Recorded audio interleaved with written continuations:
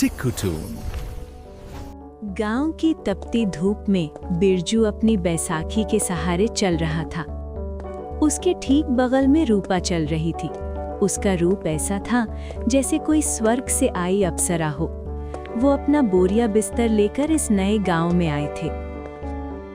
अरे ओ सुखिया, जरा आंखें मल के देख तो, ये मैं क्या देख रहा हूँ? ये लंगड़ाता हुआ पहिया और इसके साथ ये दूध जैसी गोरी मेम।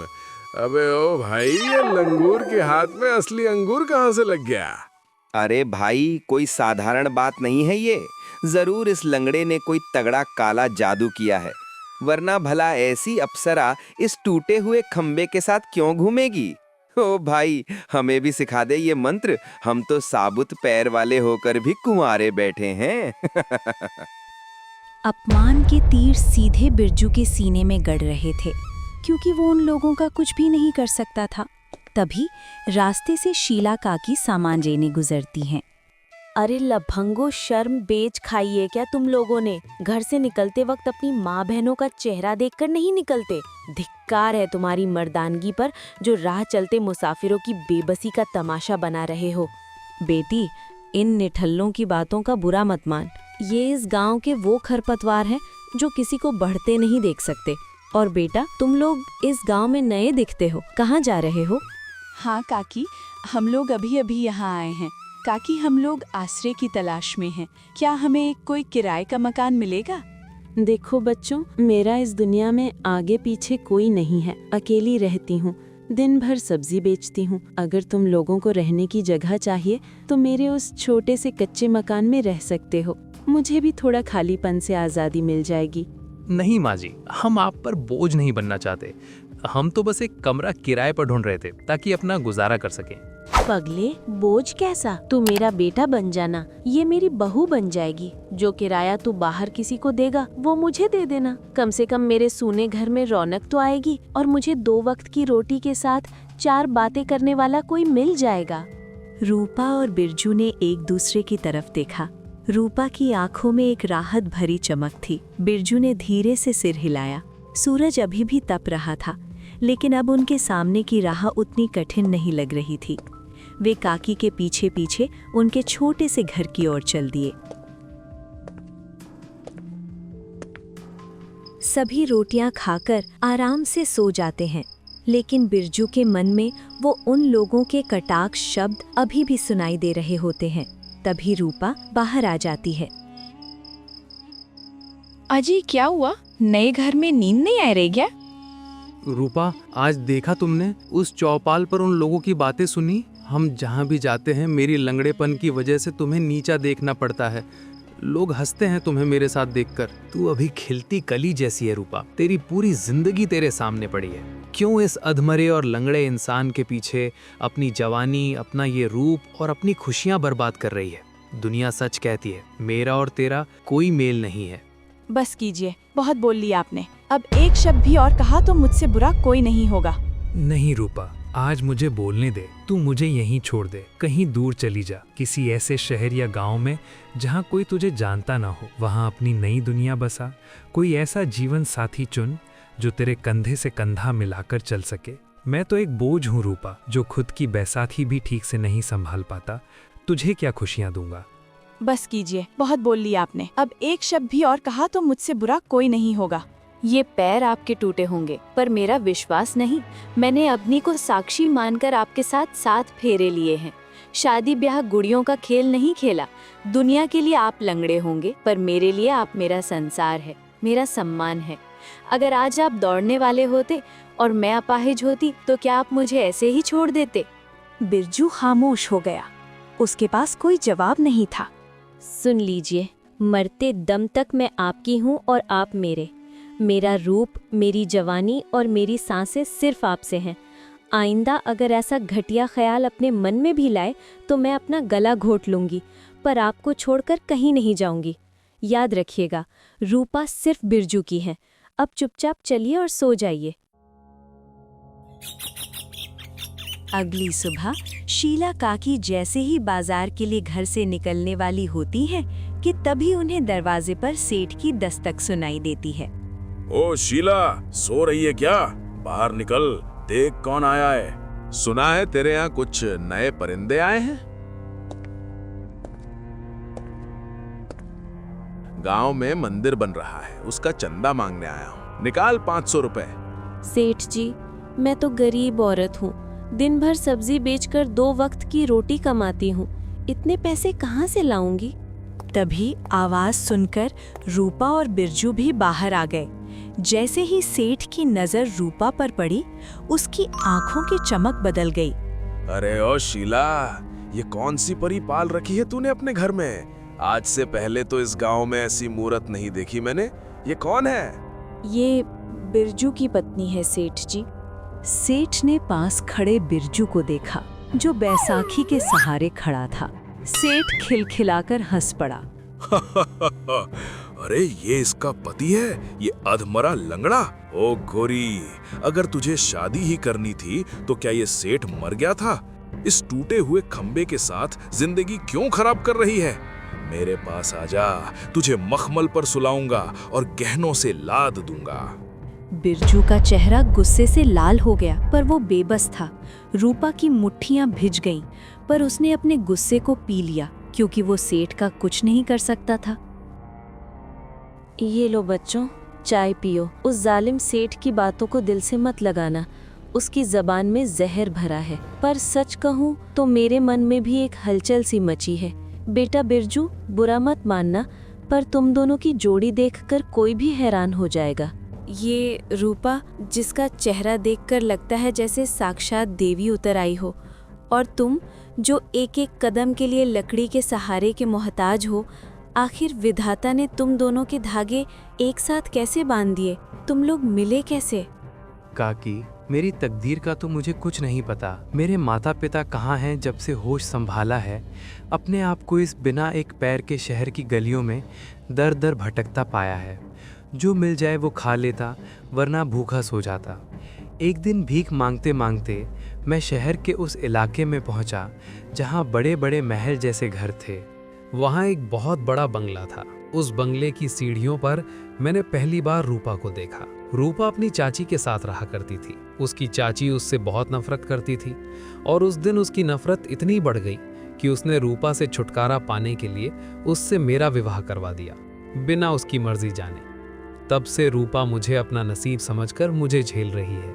काकी, मेरे माता पिता की मौत बचपन में ही हो गई थी, और तब से मेरी चाचा चाची ने ही मुझे पाला, ताकि मेरे बड़े होने पर वो मेरी शादी करके सारी जायदाद हड़प ले। और वही हुआ, उन्होंने मेरी शादी बिरजू जी से तुरंत करवा दी और मेरी सारी जायदाद हड़प ली। चाची ने सोचा था कि वो मुझे नर्क में धकेल रही है, पर उसे क्या पता था कि उसने मुझे खुदा के सबसे नेक इंसान को सौंप दिया है। काकी, जब सब लोग मुझ पर पत्थर मार रहे थे, तब इसी लंगड़े इंसान ने अपनी बैसाखी फेंककर मुझे सहारा दिया था। दुनिया के लिए ये अपाहिज होंगे, पर मेरे लिए ये वो चट्टान है जिसने मुझे डूबने से बचाया। इन्होंने मुझे भीख मांगना नहीं सिखाया, बल्कि अपनी इज्जत के साथ जीना सिखाया। धन्य है तेरा जिगरा बेटी, और धन्य है बिरजू, जिसने इस कलयुग में भी इंसानियत को जिंदा रखा है। तुम दोनों ने मेरी आंखें खोल दी। काकी, आपकी ममता ने हमें कल की रात और आज की सुबह दे दी। इसके लिए हम ताउम्र आपके कर्जदार रहेंगे। पर माँ कहती थी कि दूसरों के चूल्हे की आग पर ज्यादा दिन तक अपनी रोटी नहीं सेकनी चाहिए। अरे पगली, कैसी बातें करती है। इस बुढ़िया का इस दुनिया में है ही कौन। तुम दोनों आए तो इस सूनी हवेली जैसी झोपड़ी में रौनक आई है। जब तक मेरी टोकरी में 2 मूली और 4 बैंगन है, तुम दोनों को भूखे पेट नहीं सोने दूंगी। नहीं काकी, रूपा सही कह रही है। आखिर कब तक? पर मेरी बदनसीबी तो देखिए, चाहकर भी भारी काम नहीं कर सकता। कल जब हम गांव में दाखिल हो रहे थे, मैंने रास्ते में एक बड़ा सा मंदिर देखा था। मैं सोच रहा हूँ कल सुबह से वहीं बैठ जाऊंगा। शायद भक्तों की दया से 2-4 पैसे मिल जाएं और हमारा गुजारा चलने लगे। नहीं, हरगिज नहीं। अब और भीख नहीं मांगेंगे आप। आपने शहर में जो जिल्लत झेली वो काफी थी। अब इस नए गांव में मैं आपको किसी के आगे हाथ फैलाते नहीं देख सकती। जब तक आपकी ये रूपा जिंदा है, आप किसी की भी चौखट पर कटोरा लेकर नहीं बैठेंगे। तो फिर क्या करेंगे रूपा? पेट की आग तो स्वाभिमान नहीं समझती। मैं लकड़ी काट नहीं सकता, हल चला नहीं सकता, और तू तो कभी घर की दहलीज से बाहर निकली नहीं। तो अब निकलूंगी, मैं बाहर जाऊंगी, कोई ना कोई काम ढूंढूंगी, किसी के खेत में मजदूरी करूंगी, किसी के घर के बर्तन मांजूंगी, या फिर काकी के साथ सब्जी बेचूंगी। मेहनत की कमाई से जो आधी सूखी रोटी मिलेगी वो भीख के हलवे से 1000 गुना मीठी होगी। नहीं रूपा, तू पागल हो गई है। तूने कल उन लोगों की आंखें देखी थी? वो सेठ, उसकी नीयत में खोट साफ दिख रहा था। ये गांव अनजान है, यहाँ के लोग भेड़िए जैसे हैं। डर के साए में रहकर तो हम पहले ही मर चुके हैं। अगर आज घर से नहीं निकली तो कल फिर वही भूख और वही जिल्लत होगी। आप घर पर रहिए, काकी का हाथ बटाइए, उनके काम में मदद कीजिए। बिरजू की आंखों में लाचारी के आंसू हैं। वो रूपा को रोकना चाहता है पर चाहकर भी रोक नहीं पाता। और फिर रूपा सुबह की चाय खत्म करके काम की तलाश में निकल पड़ती है। और देखते ही देखते सुबह से शाम हो जाती है और पंछी चहचहाते हुए अपने घोंसलों में लौटने लगते हैं, पर रूपा अभी तक नहीं लौटी। काकी, ओ काकी, देखिए ना, रात चढ़ाई है। रूपा तो कभी इतना देर नहीं करती। उसने तो कहा था कि शाम ढलने से पहले लौट आएगी। मेरा मन रह रहकर डर रहा है काकी।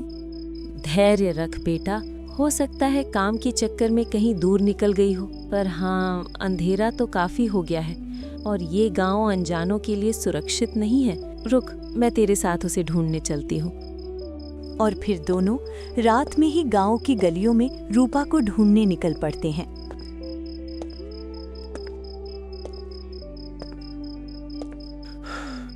भाई साहब, जरा सुनिए, क्या आपने मेरी रूपा को देखा है? लाल साड़ी पहनी थी, सुबह काम ढूंढने निकली थी। क्या इस रास्ते से कोई गुजरा है? अरे ओ लंगड़े, बड़ी जल्दी याद आ गई। अरे भाई, वो तो कब की निकल गई। तुझे क्या लगा था वो अप्सरा पूरी उम्र तेरे साथ रहेगी? अबे ओ भाई, तू क्यों परेशान है? जरूर उसे कोई गांव का सेठ पसंद आ गया होगा। अब तक तो वो पहाड़ों के पार अपनी नई दुनिया बसा चुकी होगी। जा, अब तू घर जा और चैन की नींद सो जा। जबान को लगाम दो। मेरी रूपा ऐसी नहीं है।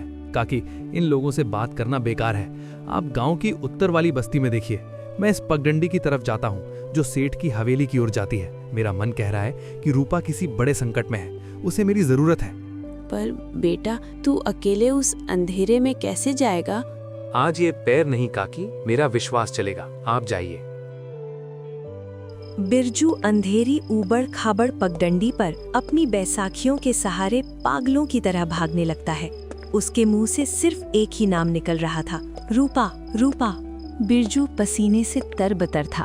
उसके कानों में बस गांव के उन लोगों के शब्द गूंज रहे थे। वो पहाड़ों के पार अपनी नई दुनिया बसा चुकी होगी। बिरजू का दिल चिल्ला चिल्ला कर कह रहा था कि उसकी रूपा उसे कभी नहीं छोड़ सकती। वो किसी बड़ी मुसीबत में है। भागते भागते वो जंगल के उस हिस्से में पहुंचा जहां एक पुरानी जर्जर झोपड़ी से हल्की सी रोशनी आ रही थी। बिरजू की सांसें फूल रही थी। वो रुककर एक पेड़ का सहारा लेने लगा। तभी उसे अंदर से कुछ भारी आवाजें सुनाई दी। मुझे वो किसी भी हाल में चाहिए। महीनों बीत गए उस राजसी खून को ढूंढते हुए, पर उसका कोई सुराग नहीं मिला। याद रख मंत्री, रक्त चंद्र की वो काली रात आने ही वाली है। अगर उस रात तक उस खानदान का शुद्ध खून इस वेदी पर नहीं चढ़ा तो मेरी वर्षों की तपस्या राख हो जाएगी और मैं कभी अमर नहीं हो पाऊंगा। स्वामी, धीरज रखिए। मैंने अपनी चालें बिछा दी हैं। वो परिंदा जिसे आप ढूंढ रहे हैं वो खुद ब खुद उड़कर आपके जाल में फंसने आ रहा है। मैंने उसे रास्ते दिखा दिए हैं। अब वो पूरी तरह आपके शिकंजे में होगा। ये कहकर मंत्री झोपड़ी के रास्ते से बाहर निकला। जैसे ही वो अंधेरे में आगे बढ़ा, उसकी टक्कर बिरजू से हो गई। बिरजू ने उसे नहीं पहचाना। उसने बस हाथ जोड़कर पूछा, माफ कीजिए महोदय, क्या आपने यहाँ किसी लाल साड़ी वाली स्त्री को देखा है? मेरी पत्नी सुबह से लापता है। मंत्री ने एक विचित्र सी मुस्कान आई, पर उसने एक शब्द भी नहीं कहा और अंधेरे में ओझल हो गया। बिरजू ने हिम्मत जुटाई और कांपते कदमों से झोपड़ी के भीतर कदम रखा। असंभव। जिसे मैं पूरी दुनिया में ढूंढ रहा था वो खुद चलकर यहाँ आ गया। ये वही है जिसे बरसों पहले मार देने का दावा किया गया था। भले ही इसका शरीर अपाहिज है, लेकिन इसकी रगों में आज भी वही पवित्र राजसी रक्त दौड़ रहा है, जिसकी बलि मुझे ब्रह्मांड का सबसे शक्तिशाली तांत्रिक बना देगी। महाराज, मेरी रूपा, क्या आपने उसे देखा है? मैं बहुत मुसीबत में हूँ, मेरी मदद कीजिए। तांत्रिक ने अपनी शैतानी मुस्कान को एक बनावटी हमदर्दी के पीछे छिपा लिया। आओ बेटा, अंदर आओ, डरो मत, तुम्हारी रूपा सुरक्षित है। मेरे दिव्य चक्षु देख पा रहे हैं कि वो काल के घेरे में है। उसे बचाने के लिए तुम्हें एक बहुत बड़ी आहुति देनी होगी। क्या तुम अपनी पत्नी के लिए अपनी जान की बाजी लगा सकते हो? बाबा, मैं अपनी रूपा के लिए कुछ भी करने को तैयार हूँ। आप बस मुझे रास्ता दिखाइए। मेरी खुशियाँ, मेरी जान, सब उस पर कुर्बान है। बस मुझे मेरी रूपा तक पहुँचा दीजिए। तो ठीक है, आज की रात ही तुम्हारी परीक्षा की रात है। तांत्रिक ने अपनी झोली से कुछ काली राख निकाली और उसे हवन की उठती नीली लपटों में फेंक दिया, और देखते ही देखते सामने की दीवार पर एक धुंधली सी परत जमने लगी। रूपा, रूपा, देखो मैं यहाँ हूँ। आईने के उस पार एक लोहे के पिंजरे में रूपा बेसुध पड़ी थी। वहीं पास में एक तेजस्वी लेकिन कमजोर दिख रहे साधु भी जंजीरों के माया जाल में जकड़े हुए थे। बाबा, ये क्या है? मेरी रूपा वहाँ कैसे पहुँच गई? मुझे रास्ता बताइए, मैं उस पार कैसे जाऊँ? मुझे उसे बचाना है। शांत हो जा बालक, तू वहां चाहकर भी नहीं जा सकता। वो माया दर्पण लोक है, उसे एक खूंखार जिन्न उठा ले गया है। उस लोक में केवल वही जा सकता है जिसके पास अलौकिक शक्तियां हो। तो फिर क्या होगा? क्या मैं अपनी रूपा को कभी वापस नहीं देख पाऊंगा? कोई तो रास्ता होगा महाराज, आप तो सर्वशक्तिमान हैं। रास्ता तो है, पर उसकी कीमत बहुत बड़ी है। अगर तू अपनी स्वेच्छा से अपनी बलि इस वेदी पर दे दे, तो तेरे रक्त से मेरी शक्तियां इतनी बढ़ जाएंगी कि मैं उस जिन को हराकर तेरी पत्नी को इस लोक में वापस खींच लाऊंगा। बोल, क्या तू अपनी पत्नी के लिए अपनी जान दे सकता है? मुझे मंजूर है। अगर मेरे मरने से मेरी रूपा को नई जिंदगी मिलती है तो मुझे ये सौदा मंजूर है। उठाओ अपनी तलवार और ले लो मेरा रक्त। जैसे ही बिरजू ने ये कहा, तभी दर्पण के अंदर कैद साधु को अचानक होश आ गया। नहीं राजकुमार, रुक जाओ, ऐसा अनर्थ मत करना। क्या बक रहे हो तुम? कौन राजकुमार? मैं तो एक अदना सा भिखारी हूँ, एक लंगड़ा इंसान जिसे दुनिया पैर की धूल समझती है। यही तो नियति का क्रूर खेल है। तुम जिसे अपनी अपंगता समझ रहे हो, वो तो मेरा दिया हुआ एक श्राप है। तुम अपनी याददाश्त खो चुके हो। अगर आज तुमने अपनी मर्जी से अपना रक्त इस वेदी पर गिराया, तो ये पापी तांत्रिक अमर हो जाएगा। ये पहले तुम्हें मारेगा, फिर तुम्हारी पत्नी की बलि देगा और अंत में मुझे खत्म कर देगा। ऐसा मत करना राजकुमार।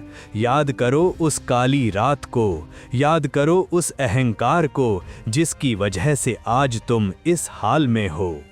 राजकुमार और श्राप शब्द बिरजू के कानों में हथौड़े की तरह बजने लगे। अचानक उसके सिर में एक तेज दर्द उठा। झोपड़ी की दीवारें धुंधे होने लगी और उसकी आंखों के सामने कई साल पुरानी तस्वीरें तैरने लगीं। उसे याद आया कि आज से 2 साल पहले वो बिरजू नहीं, बल्कि इस रियासत का प्रतापी और अहंकारी राजकुमार विक्रम था। आज तो कोई ना कोई बड़ा शिकार पकड़ कर ही दम लूंगा। सुबह से भटक रहा हूँ, पर ये शेर और चीते कहाँ छिप गए? खैर, बड़े शिकार न सही, छोटे शिकार से ही प्यास बुझाता हूँ। हाँ, यही ठीक रहेगा। यहाँ से किसी खरगोश या हिरण का ही काम तमाम कर देता हूँ। तभी उसे झाड़ियों में एक सफेद खरगोश दिखाई दिया। राजकुमार ने फुर्ती से धनुष उठाया और एक जहरीला तीर छोड़ दिया। निशाना अचूक, तीर सीधा उस नन्हे जीव के पिछले पैर में जा लगा। राजकुमार हंसते हुए झाड़ियों की तरफ बढ़ा, पर वहां का नजारा देखकर उसके होश उड़ गए। राजन, अपनी शक्ति के मद में इतने अंधे हो गए हो कि तुम्हें इन बेजुबानों का दर्द भी नहीं दिखता। अरे अरे, ये क्या? ये खरगोश तो इंसानों की तरह बोल रहा है। ये कैसे संभव है? अरे वाह, मतलब मेरा आज का ये छोटा सा शिकार भी किसी अजूबे से कम नहीं है। मूर्ख राजकुमार, अपनी सीमाओं को पहचान। मैं माता मंजरी का उपासक हूँ। मुझे ये वरदान प्राप्त था कि मैं अपनी इच्छा से किसी भी जीव का रूप धर सकता था। आज मैं इस शांत प्रकृति का आनंद ले रहा था, पर तुम्हारे अहंकार ने मुझे एक पल में अपाहिज कर दिया। अरे बाबा, मुझे क्या पता था कि आप महात्मा होकर यहाँ खरगोश बने बैठे हैं। अब जो हुआ सो हुआ, जाइए जाकर अपना घाव धो लीजिए। बेकार में इतना शोर क्यों मचा रहे हैं? मामूली सा जख्मी तो है। साधु की आंखों में करुणा की जगह अब क्रोध की भयंकर अग्नि जल उठी और राजकुमार की ओर देखते हुए गरज कर बोले, रे घमंडी राजकुमार, जिस शारीरिक शक्ति पर तुझे इतना नाज है, आज वही तुझे छोड़ देगी। जिस तरह तूने मुझे एक पैर से असहाय और लाचार किया है, वैसी ही गति तेरी भी होगी। तू अपना सारा राजपाट, अपना नाम और यहाँ तक कि अपनी याददाश्त भी खो देगा। तू एक पैर और लकड़ी के सहारे दर दर भटकेगा और दुनिया तुझे उसी तरह दुत्कारेगी जैसे तू आज दूसरों को दुत्कार रहा है। राजकुमार का चेहरा पीला पड़ने लगा, लेकिन साधु रुके नहीं। जा, मैं तुझे श्राप देता हूँ कि तू जिल्लत की जिंदगी जिएगा। तेरा उद्धार तभी होगा जब कोई निस्वार्थ प्रेम करने वाली आत्मा तुझे उसी हाल में गले लगाएगी और तेरे सम्मान के लिए दुनिया से लड़ जाएगी। तब तक तू इसी नरक में भटकेगा। ओ पाखंडी तांत्रिक, रुक जा। तूने मेरे प्रेम को मेरी कमजोरी समझा। अगर मेरा खून राजसी है तो याद रख, एक राजा अपनी प्रजा और अपनी स्त्री की रक्षा के लिए मरना भी जानता है और मारना भी। आज तेरा अंत निश्चित है। मूर्ख, अब तू अपनी इच्छा से बलि दे या ना दे, मेरी ये काली शक्तियां तुझे घसीट कर खुद वेदी तक ले आएंगी। आज तुझे कोई नहीं बचा सकता। तांत्रिक ने बिरजू की बात को अनसुना कर दिया और जोर जोर से मंत्र पढ़ने लगा। देखते ही देखते झोपड़ी के कोने कोने से काली छायाएं निकलने लगी और बिरजू को चारों ओर से घेर लिया। बिरजू ने महसूस किया कि वे काली परछाइयां उसका गला घोट रही हैं। उसकी सांसें उखड़ने लगी, लेकिन उसकी नज़र सामने रखे उस सिद्ध खोपड़ी पर पड़ी, जो तांत्रिक की शक्तियों का मुख्य केंद्र थी। उसने अपनी बैसाखी को एक योद्धा के भाले की तरह पूरी ताकत से तांत्रिक की ओर फेंका। तांत्रिक मंत्र पढ़ने में इतना डूबा था कि उसे अंदाजा ही नहीं हुआ कि एक पैर वाला इंसान इतनी फुर्ती दिखा सकता है, और बैसाखी सीधे तांत्रिक को लगी और उसका मंत्र टूट गया। तेरी इतनी हिम्मत! अब तू मेरा असली प्रकोप झेल। इससे पहले कि तांत्रिक संभल पाता, बिरजू अपने एक पैर के सहारे उछला और अपनी दूसरी बैसाखी से तांत्रिक की उस सिद्ध खोपड़ी पर जोरदार वार किया। जैसे ही वो खोपड़ी टूटी, पूरी कुटिया एक तेज रोशनी से भर गई। एक जोरदार विस्फोट हुआ और तांत्रिक की काली छायाएं पल भर में राख बन गईं। तांत्रिक खुद अपनी ही तांत्रिक अग्नि की लपटों में घिरकर तड़पने लगा। उसी क्षण सामने वाला जादुई दर्पण टूट गया और रूपा और साधु महाराज उस मायावी कैद से छूटकर बाहर आ गिरे। मैंने कहा था ना, आप मेरा संसार है। चाहे आप राजा हों या भिखारी, मेरे लिए आप वही हैं जिन्होंने मुझे डूबने से बचाया था। आज आपने फिर साबित कर दिया कि वीरता पैरों में नहीं, दिल में होती है। राजकुमार, तुमने आज न केवल अपनी पत्नी की रक्षा की, बल्कि एक असहाय साधु को भी इस शैतान के चंगुल से मुक्त कराया।